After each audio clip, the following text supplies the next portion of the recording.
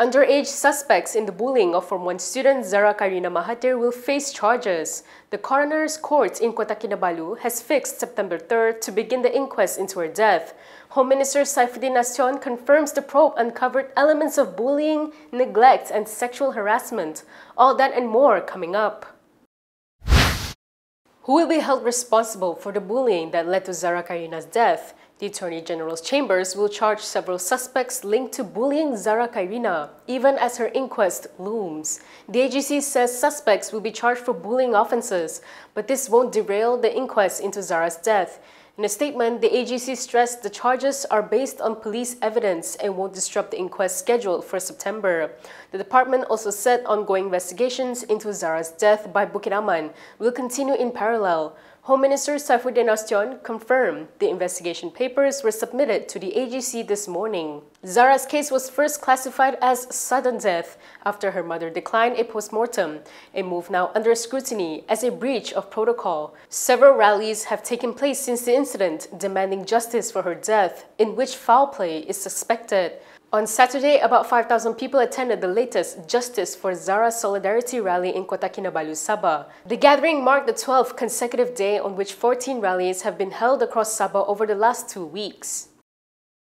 An inquest for the late Zara Qairina Mahathir will open on September 3rd with nearly 200 witnesses lined up. The coroner's court has fixed the inquest into the 13-year-old student's death to run on several dates throughout September. Coroner Azrina Aziz set the schedule after the Attorney General's chambers, or AGC, applied for an inquiry based on police investigations. Deputy Public Prosecutor Fairuz Johari told the court that 195 witnesses may be involved, though the final list will be confirmed before proceedings begin.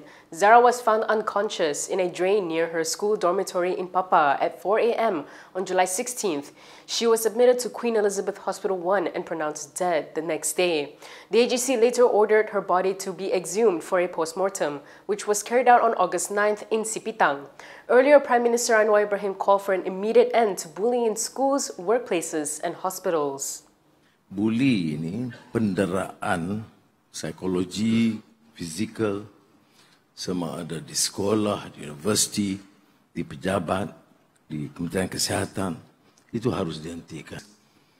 Penghinaan sama ada atas pribadi seseorang itu, warna kulitnya, atau dari segi kelas, dan berbagai alasan. Tapi saya harap budaya ini kita dapat nantikan.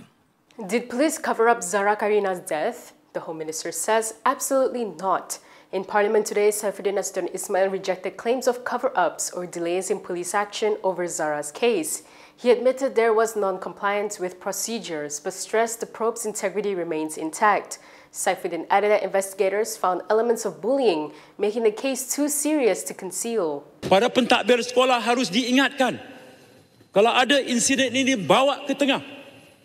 Sebab itu siasatan kita menjurus hala tujunya kepada elemen bully. Ya. Yang sudah pun kita lengkapkan siasatan itu. Ya. Ada elemen pengabaian kerana adik ini ada membuat aduan kepada pihak sekolah. Ada. Kita siasat di bawah elemen pengabaian. Ada elemen gangguan seksual. Kita siasat juga. Demikian banyak terpulang peguam negara untuk menetapkan hala tuju sama ada tuduhan itu dapat dibuat atau tidak. Meanwhile, according to Saifuddin, investigations into Zara's death have been expanded to include individuals found to have manipulated the issue to spark public unrest. Cikgu tadi itu satu, tapi kita buka 21 IP kesemuanya. Penyebaran berita palsu di media sosial, penipuan yang mendorong kepada himpunan-himpunan jalanan, saya faham. Rakyat yang turun ini menghantar satu isyarat kepada kerajaan. Segera bertindak. Kalau ada elemen perpetrators, bawa ke muka pengadilan. Dan itulah yang akan kita laksanakan. Zara's death triggered nationwide outrage with demands for accountability and stronger anti-bullying safeguards. Police have since handed the case to a Bukit Aman task force, while the Attorney General's chambers ordered an inquest. From now on, you can also listen to KiniNews on Spotify and Apple Podcasts. Scan the QR code on the screen to follow us. Did Anwar Ibrahim's royal pardon really clear him to be Prime Minister? Dr. Mahathir isn't so sure. The former premier has cast fresh doubt on Anwar's 2018 royal pardon. Speaking to reporters in Shah Alam today, Mahathir says the issue should be decided by the courts. I have read about Anwar's pardon. It would seem that there is some doubts. So, I suppose that will have to be decided. If it is found that he was not eligible, then of course he would have to step down and not be Prime Minister. Mahathir was at court for the case management of his own 150 million ringgit lawsuit against Anwar. The hearing is set for October 21st, 23rd and 29th. His comments follow a legal suit filed by ex-minister P. Waita Murthy.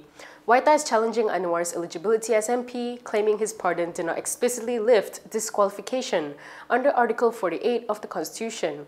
Waita Murthy argues Anwar misled the former king in his 2022 appointment as Prime Minister, and is seeking to void both Anwar's victory in Tambun and his premiership.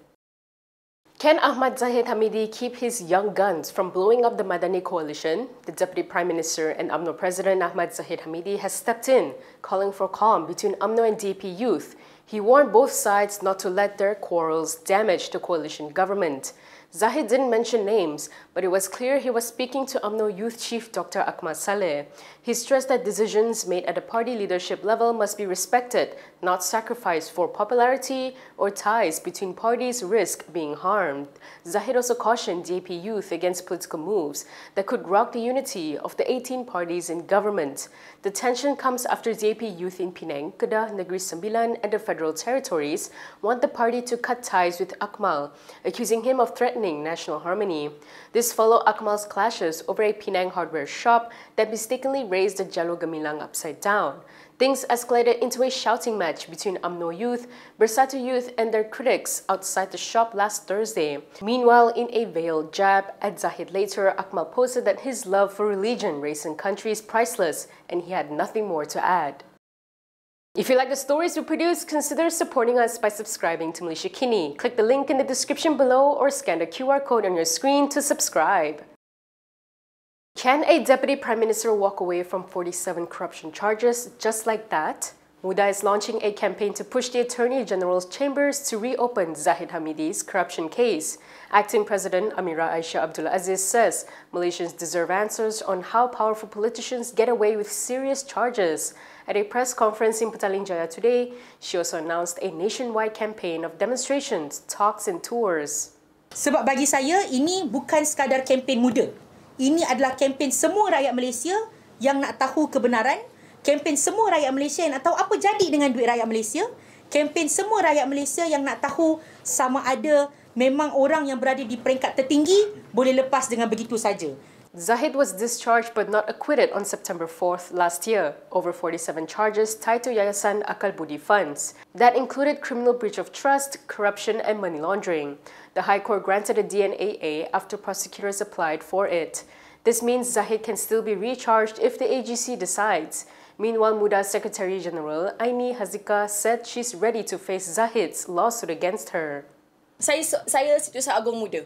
Saya yakin ini adalah tanggungjawab, responsibility ataupun amanah yang diberikan kepada parti dan juga amanah parti ini sendiri, iaitu perkara paling penting sekali adalah kami membawa isu-isu berkaitan dengan kes-kes ataupun kes-kes berprofil tinggi seperti ini.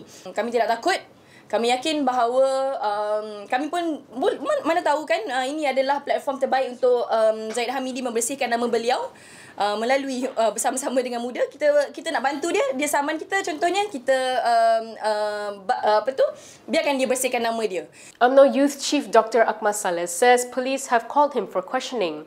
The case, his protest in Kepala Batas over the upside-down Jalur Gemilang. So should police be investigating Akmal over that rally? Here's what over 8,000 of you said.